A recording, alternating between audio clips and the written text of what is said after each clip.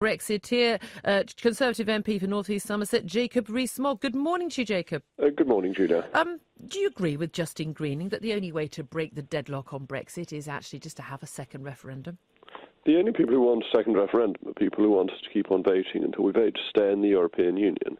And this is the sort of Irish and Danish model that you don't like the result and therefore you make people vote again until they give you the right answer. We've had effectively 3 votes on leaving the European Union. We had the general election where David Cameron promised a referendum. We had the referendum itself, and then the general election last year where both the Labour Party and the Conservative Party committed to implementing the result of the referendum. I think voting until you get the result the establishment want is not particularly democratic. Well, given you say we've had these 3 votes, we had a referendum, we've had all these mandates given in manifestos, why have we got a Prime Minister and a government that's not planning to deliver Brexit? Well, I think this has emerged over the last few days, both in briefings given to members of Parliament and in the Prime Minister's interview with Andrew Marr, at the point at which she said lots of people had voted with their heart and that what she had to do basically was implement it with her head. Now, people like me who have long favoured leaving the European Union think that being outside it is a great advantage, will be economically better for us, and so on, and that the only people who think leaving is this great disruption economically are people who always backed Remain. And it is difficult that you've got people in charge who backed Remain. Well, you say it is difficult. David Davis's former Chief of Staff, Stuart Jackson, a former Tory MP, yesterday accused Number 10 of a long-planned coup d'etat by the establishment. You've said that Theresa May, in an interview on Sunday Politics on BBC yesterday, said she's a Remainer who has remained a Remainer. Do you honestly, seriously believe that Theresa May and this cabal of civil servants in Number 10, that this government, this Remain-dominated cabinet, can deliver Brexit, a meaningful Brexit that Leave voters would consider was what they actually voted for in 2016? I think it's not impossible. I think what the Prime Minister set out in her Mansion House speech is a compromise that both Remainers and Leavers accepted at the time, gets us out of the European Union comprehensively. There are some bits of it that I wouldn't have chosen, but they're not unreasonable. And so I think it's possible, but I don't think Chequers does it. So it's a policy that needs to be changed. And the aim of your Eurosceptic group, the European Research Group, is very much change the policy, not the leader. If Theresa May won't change the policy, then what do you do? Well, then it comes to votes in Parliament, and the question is, will the Prime Minister have a majority in Parliament for the Chequers deal?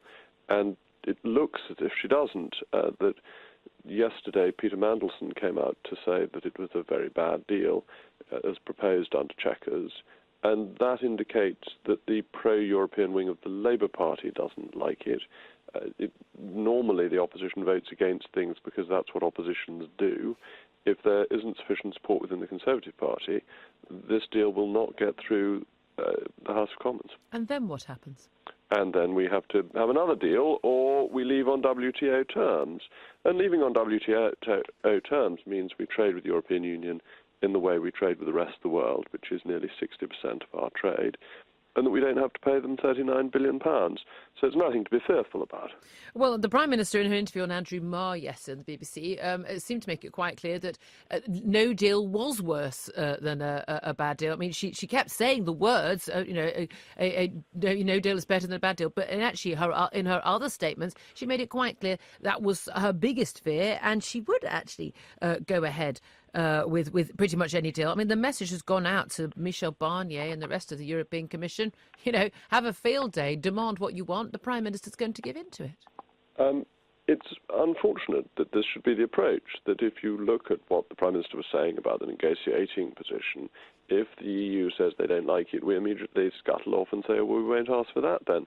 That isn't a sensible way to negotiate. It gives your interlocutor an upper hand. But she's done that. Well, then she must undo it, that the policy needs to go back to where it was at the Mansion House, and it needs to be made clear to the EU that they don't get £39 billion unless we get a respectable trade deal, which is what we want out of this. And yet ministers and officials in the Brexit department, have basically hinted that, to all intents and purposes, that £39 billion is no strings attached. They're going to get that either way. That won't get through Parliament either. No opposition MP will vote for the government, I wouldn't have thought, to give away the best part of £40 billion on no guarantee of any future trade deal, and I won't vote for that, and a lot of my friends in the House of Commons won't vote for that on the Conservative benches. That's not a sensible thing to do, that's our key negotiating card, and to give it away for free would be letting down the British taxpayer. The Prime Minister's given away everything else for free, though, hasn't she? Well, that's got to stop. Negotiations aren't complete, and our constitutional system means that the executive has to get what it wants passed by Parliament, and if it's a very bad deal, it won't get through Parliament. In terms of what happens today, there's going to be votes on various amendments that you and other Eurosceptic MPs have tabled to the Trade and Customs Bill. What do you believe is going to happen there? I don't know. You never do know until the government decides what amendments it will accept, if any, and we will find that out later. And we've got a meeting of the ERG early in the afternoon where we will discuss how the day will proceed from our point of view. But I think we have significant support, and the government would be wise to allow the amendments which would improve the bill. If the Prime Minister did have to back down on her Chequers agreement or on the Brexit white paper after losing 2 cabinet ministers over this and a number of junior ministers and bag carriers and ministerial aides, would she have any authority left? Would she not have to go just because she has relinquished all authority?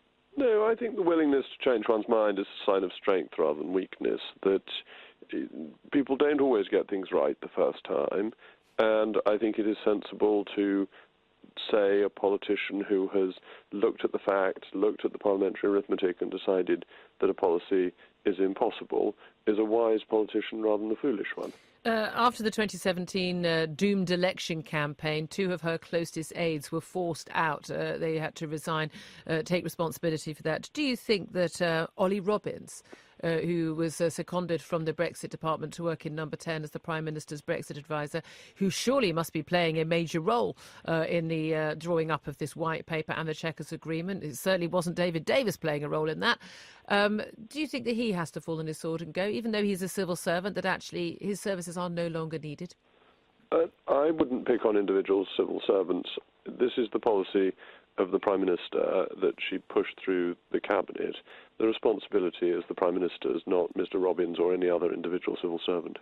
And if you had to put your house on it, not inconsiderable house, by the way, Jacob Rees Mogg is a father of 6. One of your houses, actually, more specifically. Do you think we're going to get Brexit? Yes, I think we're going to get Brexit. I think the country voted for it, the country expects it. Any MP who's been out campaigning over the weekend will know how very strong the feeling remains to deliver on what people voted for. And this comes not just from people who voted to leave, but also from people who voted to remain, who feel that democracy is very important, and if the country decides to do something, it must be implemented. OK, Jacob Rees Mogg, thank you for joining us, Conservative MP.